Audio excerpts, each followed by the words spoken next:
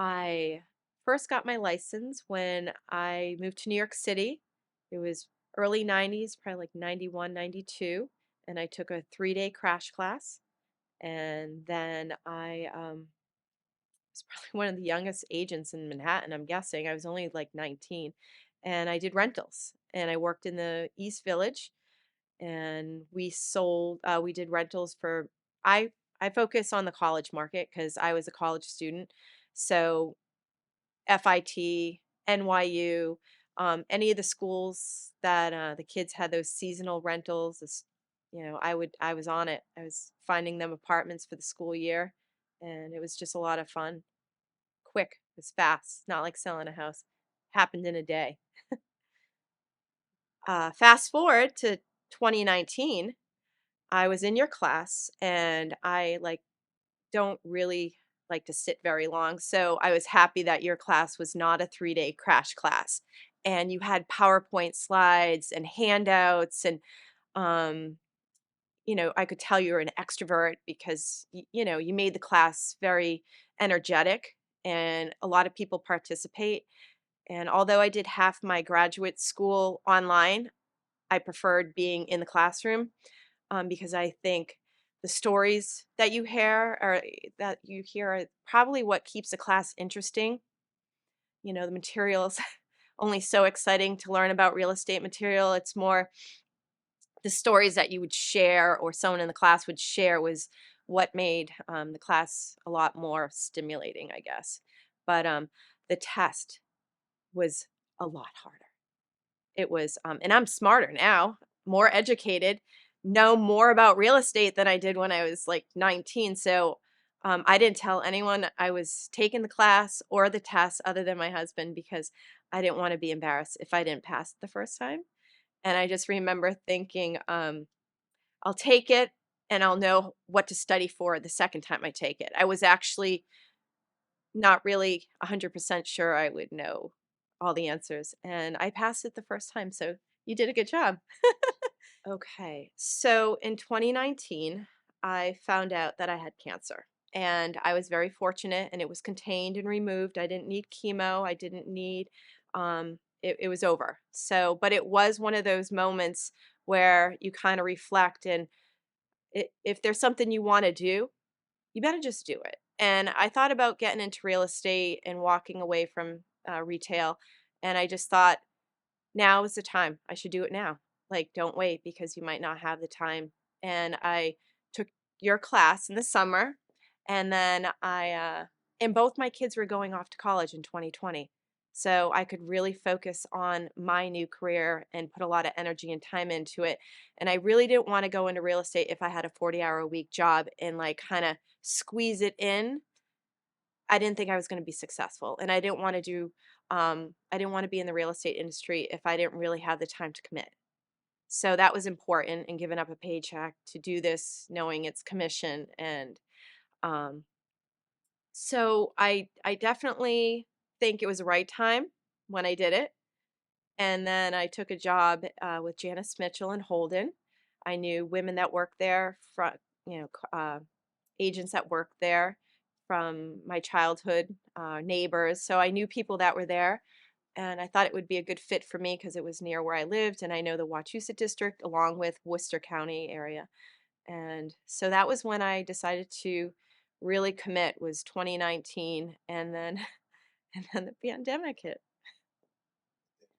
So, what I really appreciate working for Janice Mitchell's real estate office is I know some people say it's like a family, but it really felt kind of like our real estate family. And there was 11, no, 10 agents that work there. And like I said, I knew some of them prior to working there.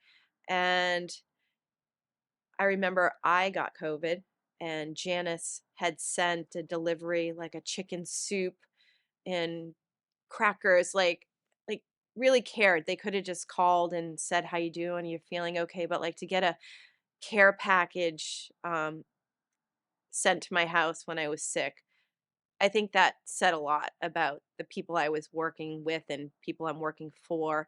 Um, I can reach out to any of them any time of the day, someone's going to call me back and help me when I'm in a situation. I remember being really panicked because um, they shut down the office in March. I had just started and I was just like, how am I going to get, real estate deals going if like everything's shut down? Like I was really concerned because no one knew how long it was going to last. And um, we had to get creative. I just remember making a whole bunch of brownies and dropping them off at the fire department with my business card attached to them. And someone called me. They need to buy a house. So even though it was a pandemic, people were still buying houses, just like buying cars, I guess. Life was just continuing. And so my first buyer was probably because I dropped off some brownies with my business card. And my mother was a real estate agent in the 80s. So I got to go with her on her appointments. Um, and I would get to see houses. We'd go into complete strangers' houses. And I was like, this is so cool that you can just go into someone's house. And, um, and then we would play real estate games like name that house. And I'd be like, oh, that's a Tudor and that's a Bow Roof and that's a Gambrel. Or we would just have a fun game in the car. And I thought her job was great. She kind of made her own hours and it was flexible and it seemed fun and different every day. So I wanted to do it. And when you asked me about my first getting into real estate, I actually, because my mother was a real estate agent, if she had a listing in our neighborhood, my friends and I were told that if we passed out flyers door to door in the neighborhood, and if someone calls, she would give us 10% of her commission.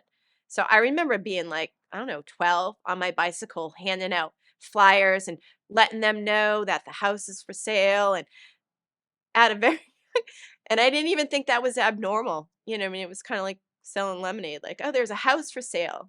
Do you know anybody? Do you know anyone that wants to move to our neighborhood?" And I was comfortable talking about it at such a young age, just probably because I watched my mother do it and she made it seem effortless selling houses. It doesn't, it's just a house. Uh, but what I noticed the biggest difference is when I would go to the office with my mother at Century 21. There'd be just a whole office full of people at desks and they'd have paper, the newspaper with the listings and people would call and they would disperse the calls to the different agents. I mean, I sit in my office and no one really calls, just randomly. I've gotten some walk-ins and some phone calls. Like it does happen, but I don't think it happens nearly like it did 20, 30 years ago. Now it's like it's who you know. It's all It's all who you know in references. You have to perform well to get repeat customers. No one's like handing me, "Oh, here's a lead. Here's a lead." You can pay for that, but as far as in the office, it's quiet. I don't like it. And I thought it was just because of COVID, but it's not because people can work from home and you go into the office if you need to make copies or, meet a client, but you can do so much from your phone. You don't really need to go to a desk and sit in an office to do what you did 30 years ago. So I don't like it. I like I like it busier in an office. I think it's more fun. So advice I would give somebody who is thinking of getting into real estate and how to navigate it with what I know now, um, I would definitely be upfront about how much of your business you have to bring in.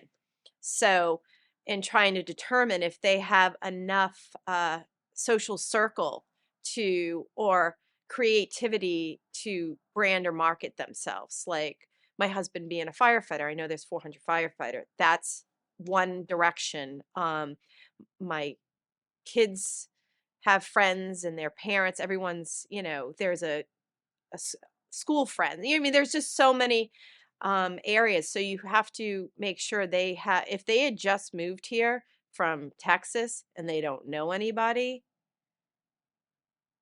I did have that conversation. There was a car salesperson and he moved here. His wife was from here, or he moved here and he didn't know anybody, and he was asking about real estate and if he's a salesperson, he sells cars. I said, as far as the selling, it's extremely similar. I used to sell skis. It's, you the selling part isn't really the problem because you need to know your customers' needs, how much they can spend, and when. When do they want to buy? Whether it's a car, skis, house. So being a great salesperson um, doesn't always help you in this industry. You need to have a network. And if you don't have a network, you have to find one. Like maybe you join Planet Fitness and you just go to all the different Planet Fitnesses and talk to people and, oh, here's my card. Or maybe you go to a lot of bars and hand out cards. Like you have to figure out a strategy before giving up your day job and going into real estate without a plan. I knew a lot of people and I was hoping that would be enough, um, but I have to get more creative. Knowing what I know now, there's not like a lot of like leads just coming in from the office. It's like you have to do it yourself. Yeah. But as far as bad experiences with like a deal gone sour or bad, um, I feel like I know enough people to help me. Tracy Fiorelli is a rock star. She just, I knew her before I worked for Janice Mitchell, and she's so knowledgeable and she really promotes education. I've taken so many classes. Just this month alone, I did the ABR and the RENE, and I'm doing the C2EX. So knowledge is key. I'm doing every lunch and learn I can jump into, not just for the free lunch. It's the socializing and meeting other real estate agents that I've talked to on the phone but never met. Um, Trying to become more active in this industry, not just selling the houses. And I want people to know who I am when they call and ask to show their client a property or know of me, or like they do my colleagues. There's just so many women in my office that uh, go up to bat for me. So when I'm in a tough position, they're like, this is how you're going to handle this. This is how, you should do it in like the proper way, the ethical way. No one's just making a quick deal. She's like, everyone is like, these are long-term clients. They may sell that property 5 years from now. They might need you to sell their mother's house. So every client I work with, I think long term. It's not just that deal and it's done. I have to really remember that I need this referral from them. I sold a house, firefighter, sold a house, and then I sold him, his house was in Rutland, beautiful house, but he didn't have a lot of land and they wanted land. And I sold him 40 acres of land in Rutland. And so we sold the house, then I sold him land, and then my husband built their dream house. And it was just amazing for all of us to be involved. And it was just, and that just, they just moved in not that long ago. So it was an amazing, long 2-year process between selling the house and finding the land and then building their dream house. And they're my neighbors now. So that was awesome. And then this young couple bought a starter home before I knew them, and they had no children. And in 3 years that they lived there, they were on their third baby and they outgrew the house. The good news is they were going to make a lot of money because of the market they bought before the boom. Bad news is like they had to find another house, and it took 5 months from the time we sold theirs. And luckily the people buying their house were patient, and that was part of the deal.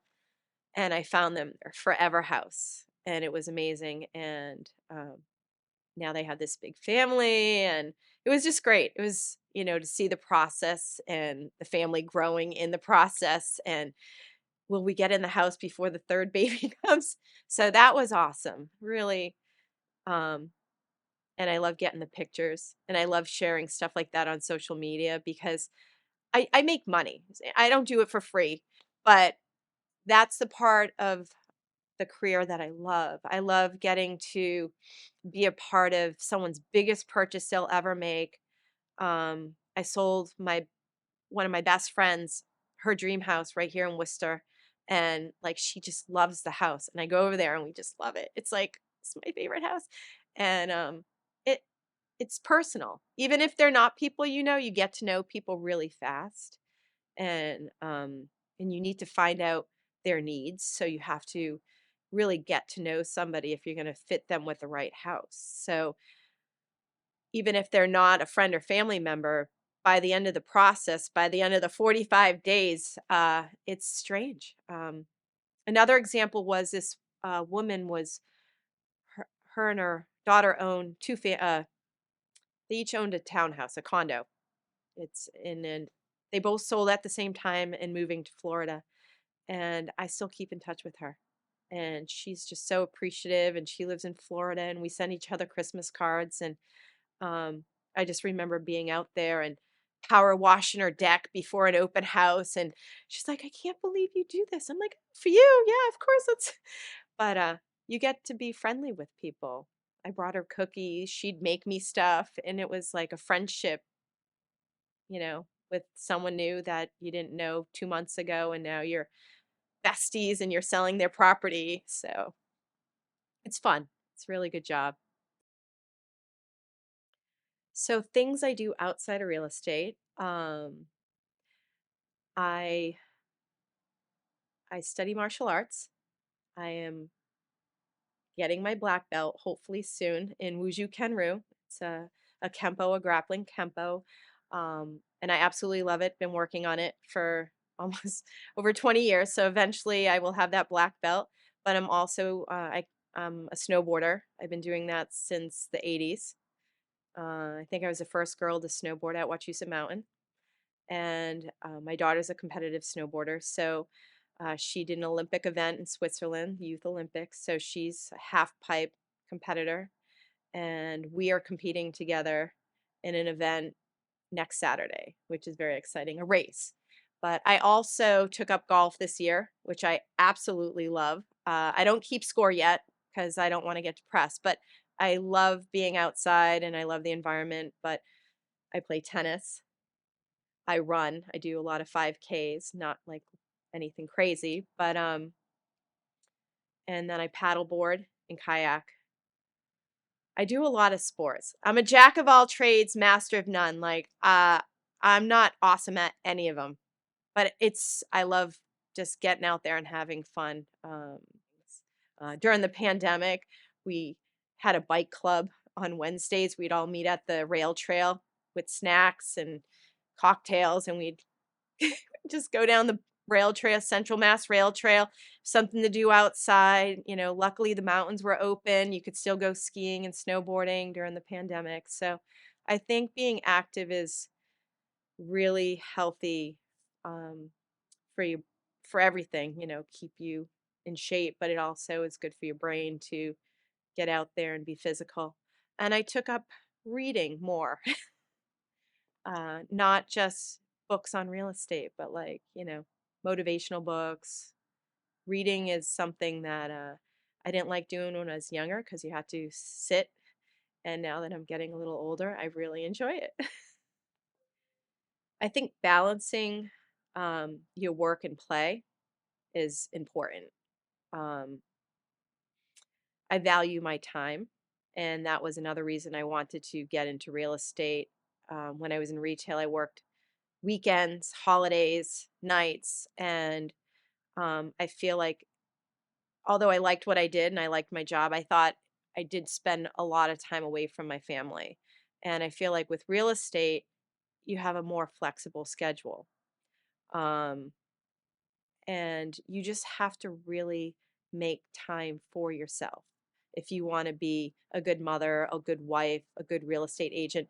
If you don't make time for yourself to do something fun, I think you are grouchier or just, you know, it, I, you don't need a lot of time, you know, it only takes me like 9 minutes to run 1 mile. You can find 9 minutes in your day. You can do 6 runs at Wachusett Mountain in like under 2 hours.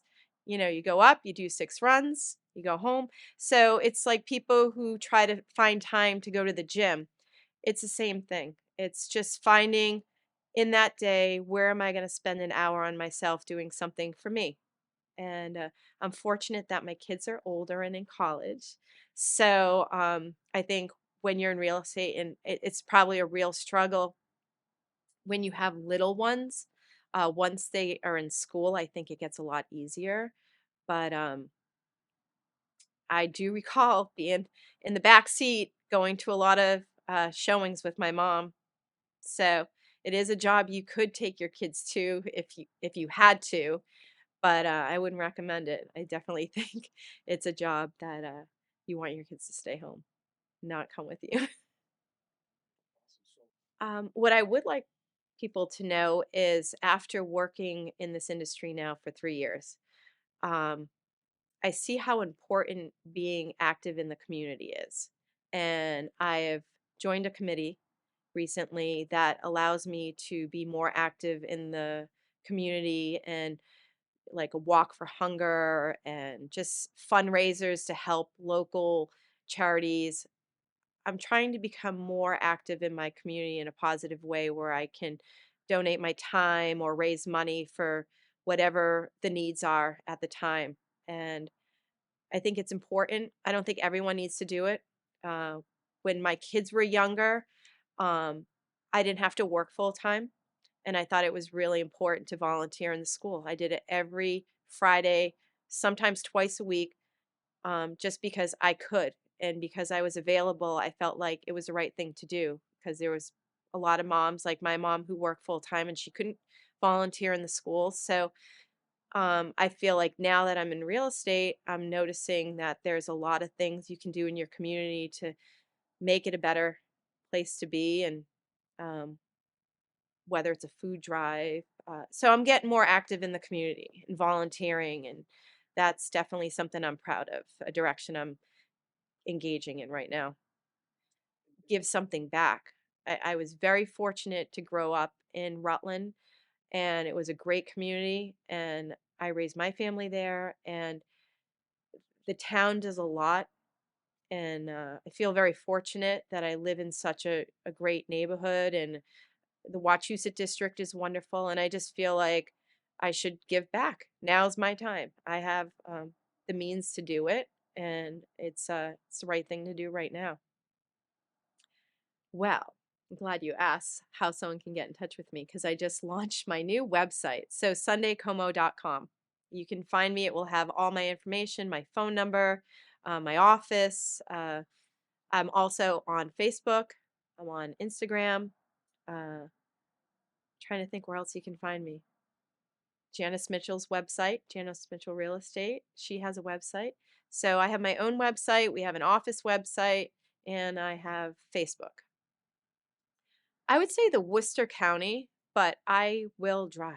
I recently sold a house in a town that I didn't even know was in Massachusetts. I went to Wales. I didn't even know where that was. So I will drive. I've been showing houses out in Munson, out Brimfield. Like I'll go anywhere.